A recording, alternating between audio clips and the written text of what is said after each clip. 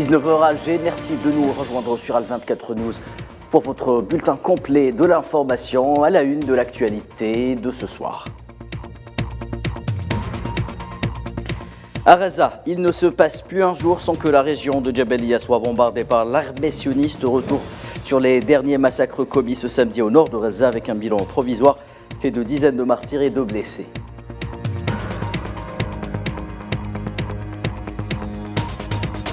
Le quotidien Gaza, c'est désormais les crimes sionistes. Le bilan global des martyrs depuis l'opération Déluge al-Aqsa dépasse quant à lui les 20 000 martyrs et près de 54 000 blessés.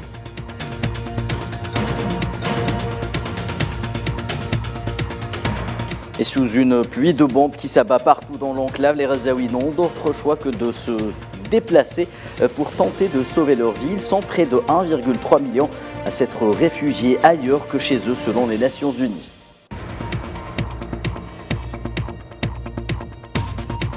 Et enfin, coup d'envoi en Algérie du Forum national de la société civile avec à la clé des enjeux clairs rappelés par le président Abdelmejid Tebboune, redoubler d'efforts en vue de renforcer la place et l'apport de la société civile au niveau local et national.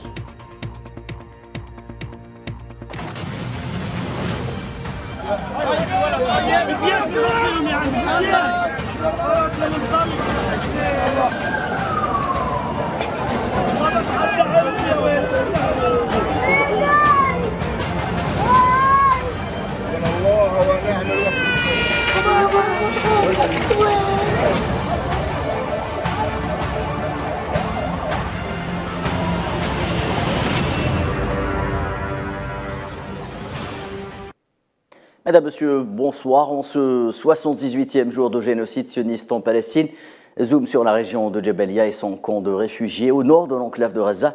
La zone est très régulièrement la cible des bombardements sionistes. Ce fut encore le cas aujourd'hui lorsque des dizaines de martyrs et plusieurs autres ont été blessés à la suite de nouveaux raids intensifs ayant ciblé la population civile. Des victimes auxquelles les secours n'ont pas pu accéder pour les transporter vers un hôpital, et ce, encore une fois, à cause de l'acharnement criminel des forces sionistes qui poursuivent les bombardements sur les zones touchées.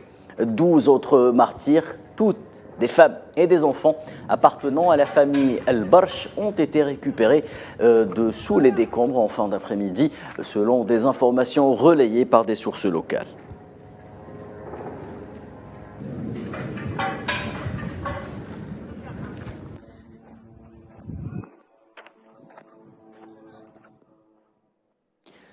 Les habitants de Jabalia pris en tenaille par les forces sionistes car au moment où les avions pilonnaient la zone, une opération terrestre avait lieu avec des tirs d'artillerie lourde ayant causé des dégâts très importants, des dégâts que vous pouvez constater sur ces images.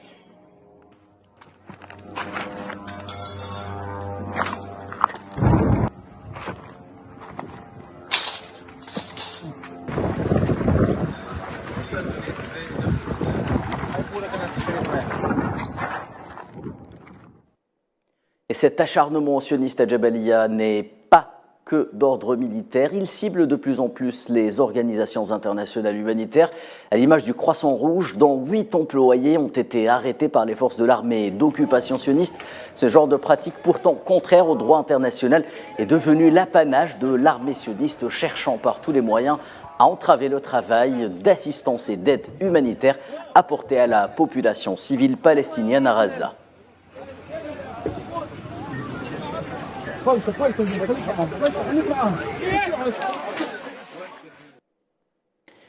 Et puis au centre de Gaza, au camp de Nusayrat plus précisément, au moins 18 Palestiniens sont tombés en martyrs vendredi soir dans des raids aériens menés par l'aviation sioniste contre ce camp de réfugiés. Des avions de l'occupation sioniste avaient en effet bombardé une maison de la rue El-Twenti à l'est du camp, faisant au moins 18 martyrs et blessant des dizaines de personnes.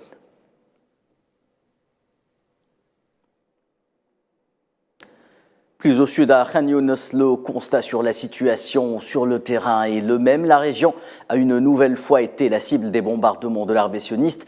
Là aussi, le bilan présente plusieurs martyrs et des dizaines de blessés.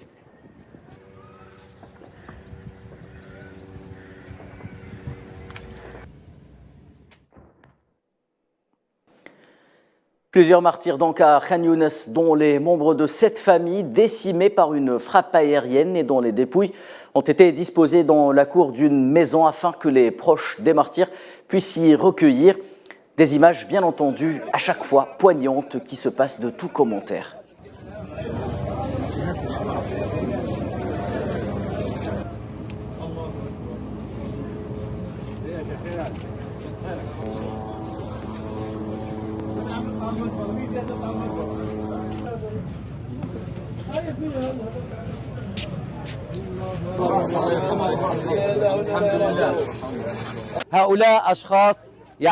Ces personnes sont censées être en sécurité chez elles et protégées par la loi. Mais en tant qu'homme de loi, je déclare que le droit international s'est effondré.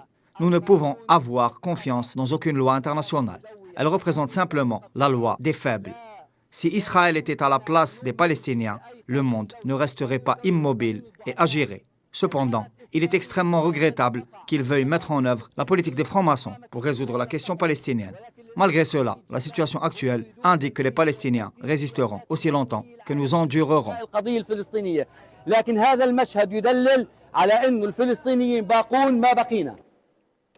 Et aux abords de l'hôpital Al-Aqsa, l'heure était à la prière collective et au recueillement en mémoire des martyrs. Ce samedi, des prières de plus en plus nombreuses en raison de l'explosion du bilan des victimes entre personnes tuées par les bombardements et blessés qui succombent à cause de l'absence de moyens suffisants pour la prise en charge au niveau de cet hôpital et qui, à l'image de l'ensemble des structures médicales de Gaza, croule sous la pression des admissions.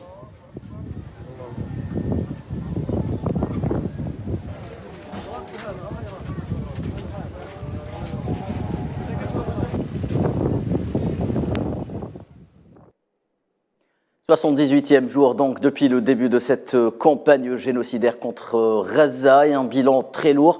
20 057 martyrs et 53 320 blessés sont recensés par le ministère de la Santé à Gaza, dont 70% sont des femmes et des enfants. Le ministère indique que pas moins de 390 martyrs et 734 blessés ont été signalés rien que durant les dernières 48 heures. Des victimes auxquelles s'ajoutent près de 7000 disparus sous les décombres, même si plusieurs experts militaires parlent en coulisses d'un chiffre qui serait au moins 3 fois supérieur.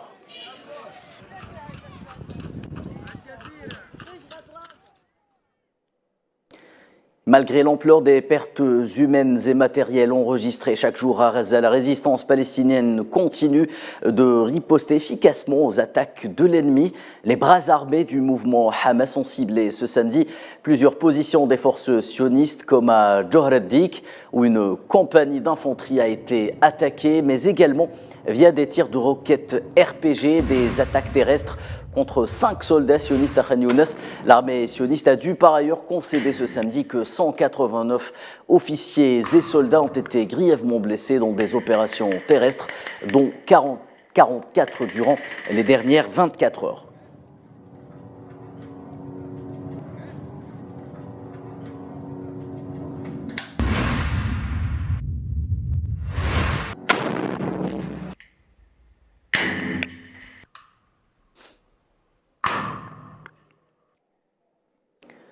Aussi cruelle et monstrueuse qu'elle soit, la mort n'est plus la seule tragédie que vivent les Palestiniens à Gaza. Il y a aussi la famine et la malnutrition sévère auxquelles sont désormais confrontés près de 80% des enfants de Gaza. Selon l'UNICEF, au moins 10 000 enfants de moins de 5 ans souffriront d'une malnutrition qui mettra leur vie en danger dans les semaines à venir. L'UNICEF ajoute que ces résultats indiquent que tous les enfants de moins de 5 ans dans la bande de Gaza, qui sont au nombre de 335 000, courent un risque élevé de malnutrition aiguë et de décès évitable si le risque de famine n'avait pas continué de s'aggraver. Dans les semaines à venir, au moins 10 000 enfants de moins de 5 ans souffriront de la forme de malnutrition la plus mortelle connue sous le nom d'émaciation sévère et auront besoin d'aliments thérapeutiques.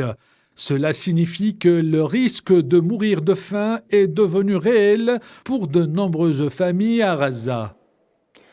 Et l'agence de l'ONU pour les réfugiés palestiniens Reza, l'UNRWA, a affirmé samedi qu'un ordre d'évacuation intempestif de l'armée d'occupation à l'intention des habitants du centre de la bande de Reza a été donné, le enjoignant de se déplacer vers des zones où des frappes aériennes sont en cours. Dans des publications sur ses réseaux en arabe vendredi, l'armée sioniste a illégalement sommé les habitants du camp de réfugiés de Bouraïj et ses environs de partir immédiatement pour leur propre sécurité vers un secteur présenté comme sûr à Deir el-Balah, situé à 7 km plus au sud. Et en réaction aux injonctions sionistes, le directeur de l'UNRWA à Gaza, Thomas White, a déclaré sur la plateforme X: l'armée israélienne ordonne simplement aux gens de se déplacer vers des zones où des frappes aériennes sont en cours. Aucun endroit n'est sûr, il n'y a nulle part où aller. Fin de citation. Et des Palestiniens qui se réveillent chaque jour avec une seule idée en tête, fuir les bombardements et se réfugier quelque part dans le sud. Voici à quoi ressemble désormais la vie de 1,3 million de déplacés depuis le 7 octobre dernier. Le point sur cette autre forme de tragédie humaine à Gaza avec Imen Merad. Des centaines de milliers de Palestiniens fuient quotidiennement les bombardements sionistes pour se réfugier au sud de la bande de Gaza. Selon les statistiques de l'Office de secours et des travaux des Nations Unies pour les réfugiés de Palestine dans le Proche-Orient, près d'1,3 million de personnes ont été déplacées dans 154 centres affiliés à l'agence depuis le 7 octobre dernier. Pour nombreux d'entre eux, ils ont déjà été forcés à plusieurs reprises de se déplacer pour échapper aux frappes de l'occupation sioniste.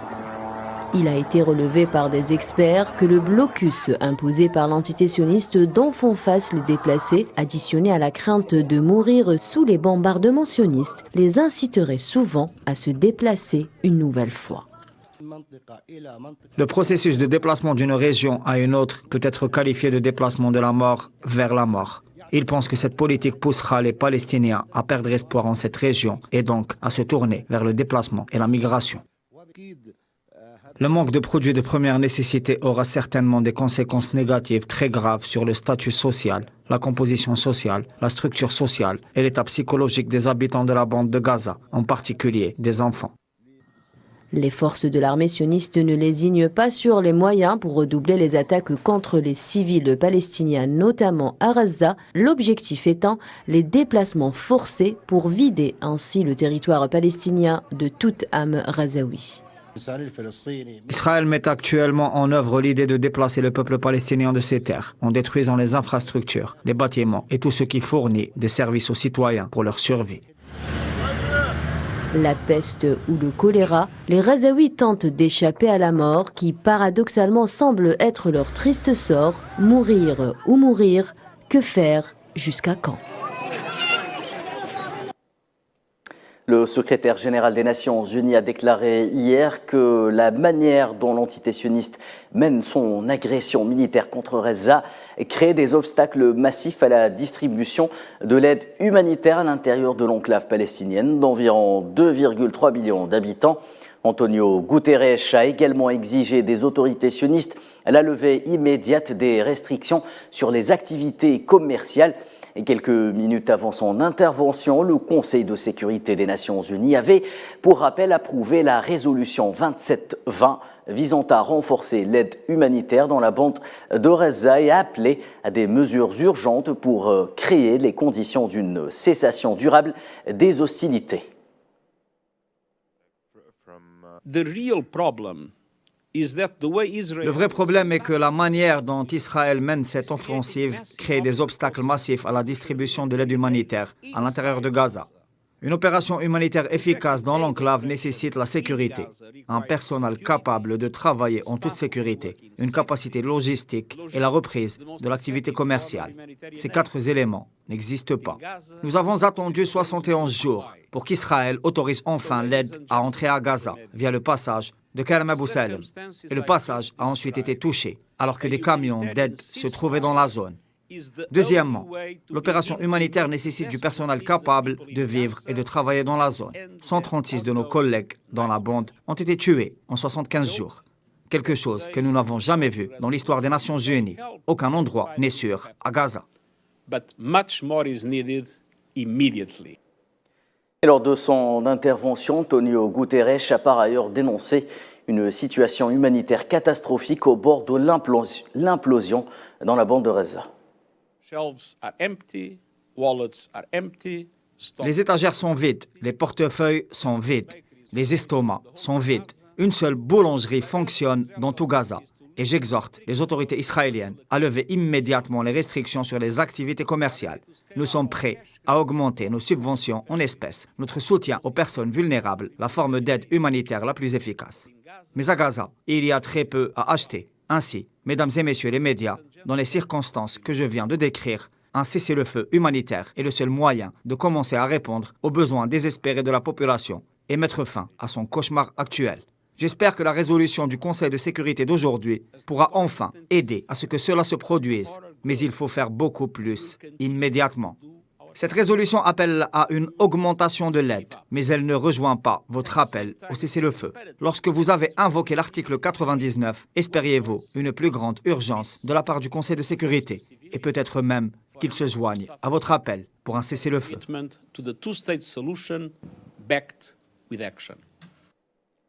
Autre réaction à l'actualité du soir également, celle du secrétaire général de la Ligue arabe, Ahmed Aboulraït.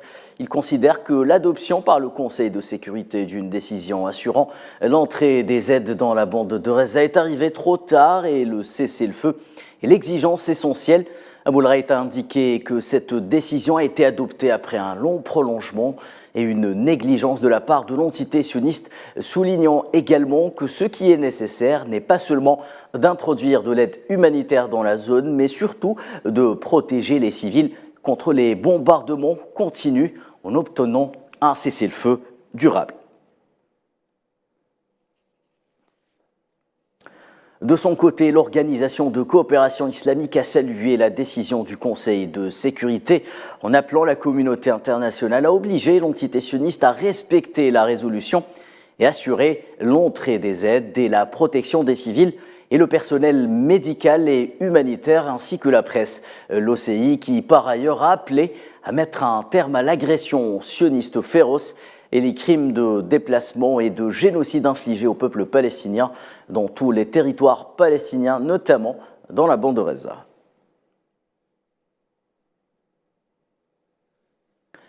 Et sachez, mesdames et messieurs, que ce samedi 23 décembre représente le jour où le 100e journaliste a été tué par l'entité sioniste à Gaza depuis le 7 octobre dernier. Dans ce contexte, une nouvelle plainte pour crime de guerre au sujet de la mort de journalistes palestiniens tués délibérément à Gaza a été déposée vendredi devant la Cour pénale internationale par l'organisation Reporters sans frontières. L'ONG appelle le procureur à enquêter sur l'ensemble des journalistes palestiniens tués par l'armée d'occupation depuis l'opération Déluge al-Aqsa.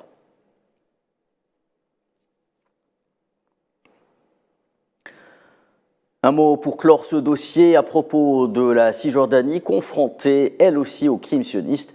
À Jénine, tout un détachement de l'armée d'occupation a pris d'assaut dès l'aube de ce samedi la ville et le camp de Jénine. Des témoins ont confirmé qu'un grand nombre de véhicules militaires accompagnés d'un bulldozer ont envahi la ville et le camp depuis le poste de contrôle d'El Jalama.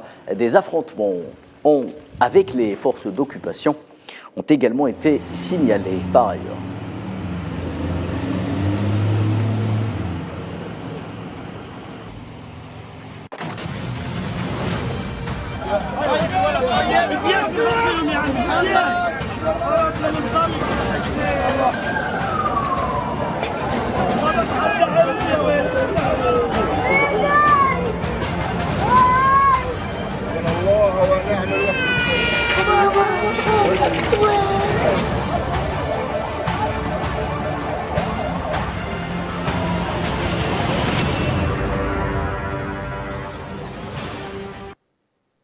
Dans l'actualité nationale, coup d'envoi donné ce samedi à Alger pour les travaux du Forum algérien de la société civile, présidé par le Premier ministre Nadir Arbaoui, et placé sous le slogan « Dialogue, citoyenneté, développement ».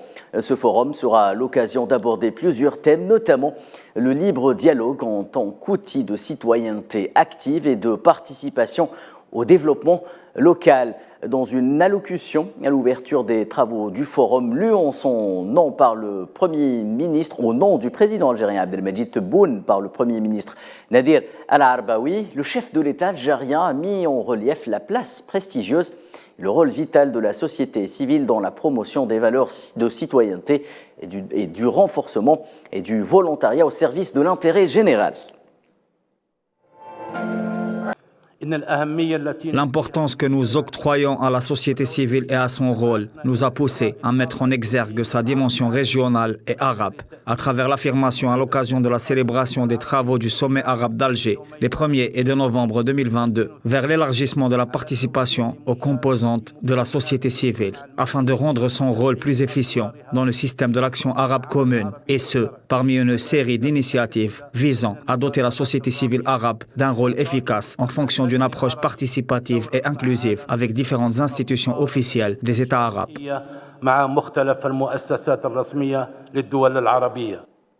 Le président algérien a appelé les acteurs de la société civile à plus d'application dans l'objectif visant à ériger la société civile en une véritable force de proposition dans une logique participative afin de faire parvenir les préoccupations des différentes strates qu'elle représente.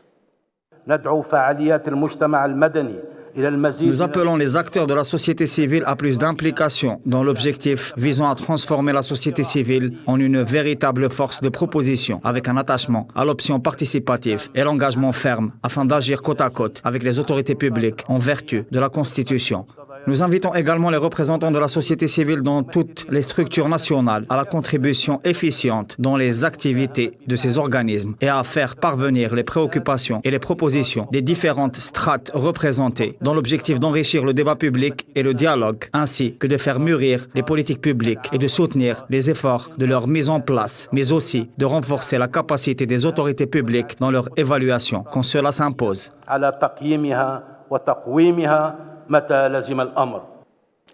Enfin, Abdelmadjid Tebboune a rappelé que la société civile et la jeunesse constituent la base de l'édification de l'Algérie nouvelle. Dans ce sillage, je ne peux que réaffirmer encore une fois que l'Algérie nouvelle, qui a érigé la société civile et la jeunesse comme base principale de son édification, va aller de l'avant avec constance dans la mobilisation, dans la moralisation de la vie publique, via une approche participative et inclusive au niveau central et local, dans tout ce qui a trait au traitement des préoccupations quotidiennes du citoyen en répondant à ses aspirations. Ajoutons à cela notre engagement résolu dans la mise en place d'une nouvelle voie permettant de répondre aux attentes des citoyens via l'adoption des principes de la démocratie participative et la consécration du dialogue, élargi à différents acteurs dans le processus d'élaboration et d'application des politiques publiques, surtout au niveau local. Celui-ci se base principalement sur l'interaction quotidienne et permanente entre de multiples structures publiques et les citoyens. Et le mois de décembre, synonyme d'élection dans pas mal de pays africains, la Commission électorale nationale indépendante en République démocratique du Congo va commencer à partir de ce samedi soir la publication des résultats relatifs aux élections générales. La CENI avait commencé vendredi au centre de Bossolo à Kinshasa à rendre public les résultats des votes des Congolais de la diaspora et les premiers résultats du suffrage dans 5 pays donne le président sortant Félix Tshisekedi largement vainqueur avec près de 75% des voix exprimées.